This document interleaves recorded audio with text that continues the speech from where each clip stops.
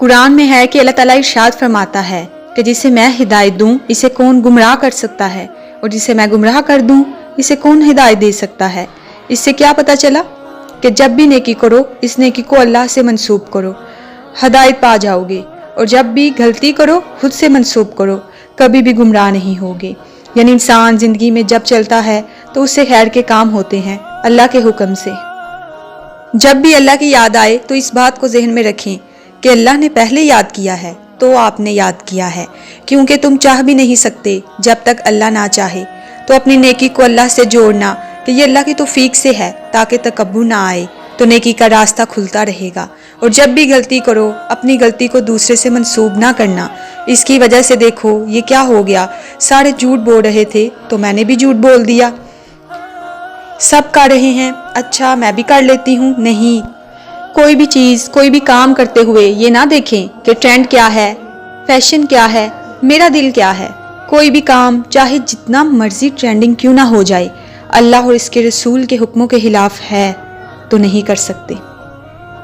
यानी दूसरों के गुनाह की अक्सरियत आपके गुनाह की दलील नहीं बन सकती। शैतान ने भी तो यही कहा था जब उसकी कन्वर्सेशन हुई, तो इसका मफहूम क्या है। अल्लाह ने सजदे का हुक्म दिया तो उसने सजदे से मना कर दिया। तो शैतान ने क्या दलील पेश की कि अल्लाह आपने तो मुझे बात सही तरीके से नहीं समझाई। ये नहीं कहा कि मेरे दिमाग पे पर्दा आ गया था, यानी अपनी गलती फ़ौरन अल्लाह पे डाल दी। इसलिए जब भी गलती हो जाए तो फ़ौरन अस्तगफिरुल्लाह कहो और बोलो कि अल्लाह गलती हो गई, माफ़ कर दे। जो माफ़ कर दे वो बड़ा दलेर है, और जो माफ़ी मांग ले वो भी बहुत ज़्यादा दलेर है। लोगों में जब आप बैठे हों आप देखेंगे कि कहते हैं इसकी वजह से ये हो गया, उसकी वजह से ये हो गया, यानी दूसरों को ब्लेम करते हैं। कभी बात हालात पे डाल देते हैं, सरकमस्टांसिस को ब्लेम करते हैं, कभी पेरेंट्स को ब्लेम करते हैं, और जब कोई ना मिले तो मुद्दा अल्लाह पे डाल देते हैं। हालांकि हकीकत ये है कि अकीदे का जो पुख्ता इंसान है ना, इसको हर रास्ते पे नेकी मिलती है। किसी ने आपके साथ बुराई की तो आप जवाब में अच्छाई कर दो। बुराई की भी एक अच्छी बात है, वो ये कि बुराई से दूर नहीं होती, नेकी से दूर होती है। किसी ने आपके साथ बुराई की है तो आपके पास गोल्डन अपॉर्चुनिटी है कि उसके साथ अच्छाई से पेश आएं और इस बुराई को दूर कर दें। यानी लोग आपके साथ बुरा पेश आ रहे हैं, आपने सब्र किया हुआ है, खामोशी इख्तियार की हुई है, आप रिएक्ट नहीं कर रहे, तो आप एक बहुत स्ट्रॉन्ग पोजीशन में आ जाते हैं। वल्नरेबल आप कब होते हैं? जब आप रिएक्ट करते हैं, गुस्सा कर जाते हैं, और फिर सारा का सारा मामला ख़राब होता है।